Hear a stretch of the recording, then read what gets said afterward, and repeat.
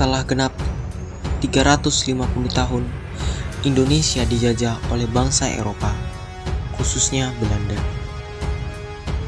Hingga pada akhirnya Maret 1942, kekuasaan kolonial Belanda berakhir di bumi Indonesia. Namun, masyarakat Indonesia harus kembali meratap dan bergabung karena musuh baru yang lebih kejam telah datang, yaitu pasukan Jepang.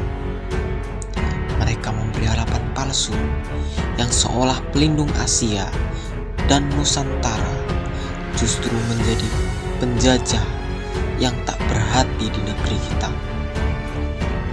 Pasukan Jepang berhasil menguasai seluruh wilayah Indonesia, termasuk daerah Indramayu, hanya dalam sekejap. Marilah saksikan kisah sengit perlawanan rakyat Indramayu dengan Jepang. Pada 3 Maret 1942, pasukan Jepang berhasil mendarat di Kampung Sumur Sereh, Eretan di daerah Indramayu. Akhirnya, kita telah sampai di Indramayu. Sudah saatnya kita bertindak mengambil kemakmuran di negeri ini. Sekarang, kita pergi ke pendopo, bertemu rakyat jelata yang tak berdaya di daerah ini. Siap, laksanakan Jenderal.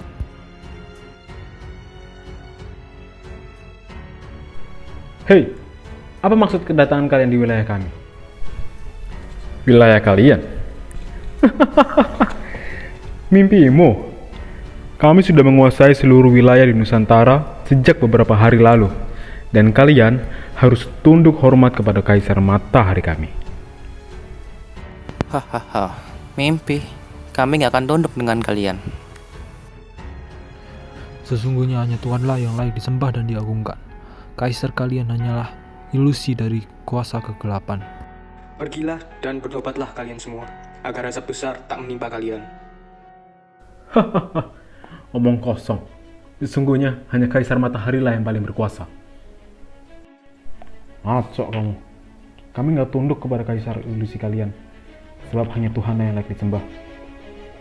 Hei, berani kalian menantang perintah Jenderal? Cepat hormat dan tunduk pada Kaisar. Nyalah, kami hanya tunduk kepada Tuhan Yang Maha Esa Pencipta segalanya. Lantas, maka apakan kami? Makero, pukuli mereka semua.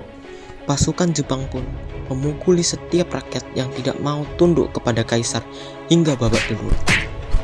Ampun tuanku, ampun, ampun. Sudah, mari kita pulang. Tinggalkan kaum lemah ini. Siap, Jenderal.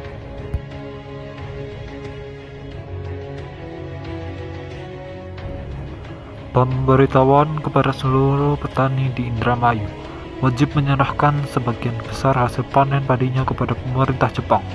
Para petani hanya diizinkan menyimpan 2 gending padi di rumahnya. Peraturan berlaku sejak hari ini. Kami tidak setuju. Kami mohon maaf kepada tuan-tuan prajurit. Kami juga dari segenap kiai dan ulama di daerah Indramayu menolak kebijakan tersebut. Karena jika itu terjadi, maka rakyat Indramayu akan kelaparan dan juga rugi yang sangat besar. Itu bukan urusan kami.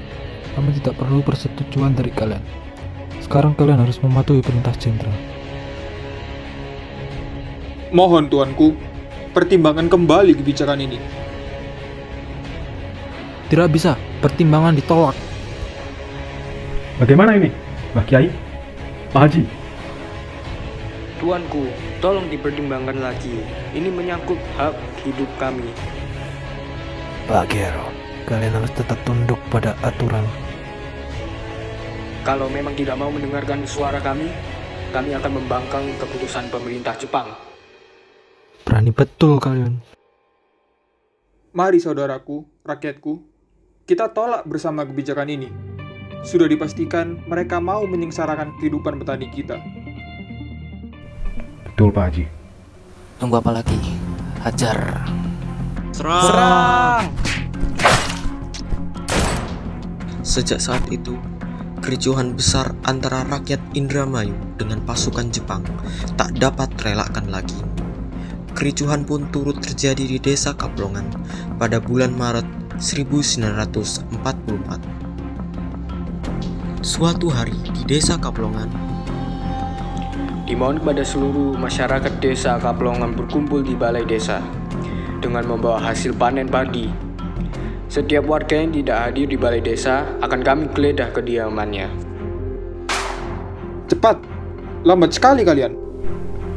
Ya Tuan, maaf Tuan. Cepat serahkan hasil padi kalian selama musim ini. Kumpulkan di sini dan jangan banyak bertingkah. Mana hasil panenmu? Hanya segini. Iya Tuanku, panen hamba musim ini sangat sedikit. Dan inilah hasilnya. Dasar pemalas. Ya sudah sini. Baik Tuanku. Sekarang kamu Haji Aksan, cepat serahkan hasil panenmu. Mohon maaf tuanku, saya tidak bisa menyerahkan hasil panen saya. Oh, berontak kau. Kalian sungguh keji. Kalian tidak memikirkan setelah ini keluarga kami akan makan apa. Bukan urusan kami. Rumput di negeri ini banyak. Kenapa buat pangan keluargamu? Hahaha, Pak Gero. Tidak usah banyak drama ya Pak Haji. Cepat serahkan semua hasil padimu.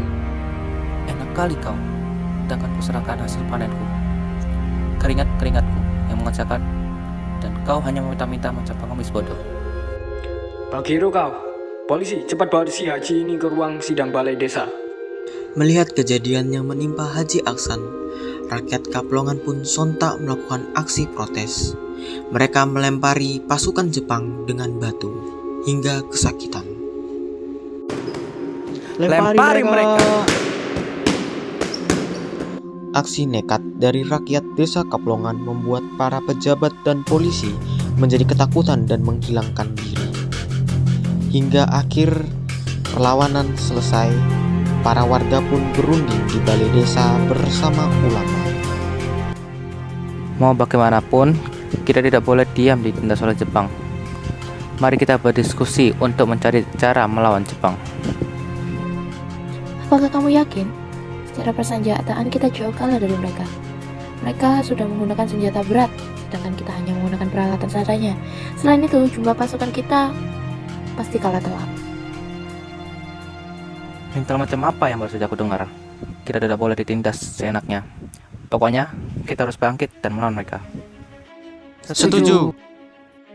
Baiklah, mari kita kumpulkan senjata kita, golak, bambu runcing, atau apapun juga untuk maju berperang melawan mereka. Namun, sebelumnya mari kita buat tembok yang kokoh untuk memblokir pasukan Jepang masuk ke daerah ini. Baik, kami akan membuat tembok menghalang malam ini. Ayo, segera, jangan sampai kita kalah tempur. Keesokan paginya, pasukan utusan Jepang yang terdiri dari tentara, polisi, dan seluruh aparat Jepang kembali ke desa Kaplongan untuk bergenjat senjata besar. Rakyat desa Kaplongan pun telah mempersiapkan diri melawan Jepang dengan berbagai strategi, termasuk penutupan jalan. Namun, strategi pemasangan penghalang di jalan utama bukanlah ide yang bagus, karena dapat disingkirkan oleh pasukan Jepang dengan mudah. Melihat hal itu, rakyat langsung melakukan penyerangan secara terang-terangan kepada pasukan Jepang. Serang!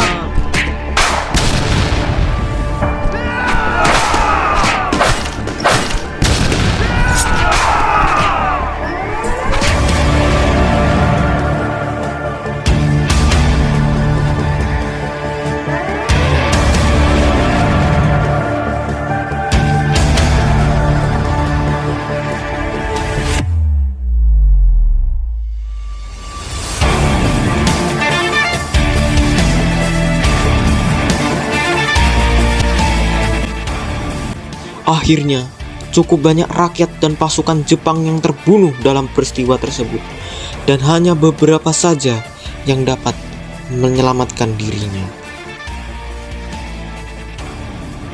Jenderal Jepang melihat begitu sengitnya pertempuran dengan rakyat Indramayu, hingga mereka menyusun rencana licik untuk menangkap para tokoh dan pejabat desa pelopor pemberontakan ini.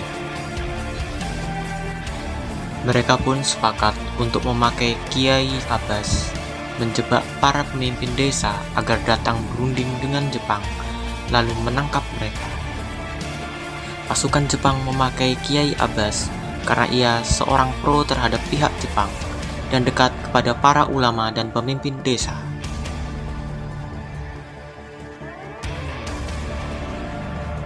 Selamat pagi, Pak. Kemarin saya disuruh oleh tentara Jepang untuk menemui kalian, para pemimpin. Jepang ingin melakukan rundingan bersama kalian agar masalah ini cepat diselesaikan. Mana dengan yang lain? Apakah kalian setuju? Kalau saya sih setuju karena ini bisa menjadi kesempatan untuk mengakhiri perang yang ada di daerah sini. Setuju. Tanpa menaruh curiga yang berlebihan, para pemimpin tersebut akhirnya menyetujui untuk datang. Namun setibanya di markas Jepang, Dasar pemimpin bodoh. Mau saja aja kemari. Wah, kenapa ada pasukan Jepang di sini? Kita dibohongi. pasukan Jepang pun menangkap para pemimpin desa beserta ulama. Sejak itulah perlawanan rakyat di Indramayu selama 2 tahun berakhir di hari itu juga dengan kekalahan di mata rakyat.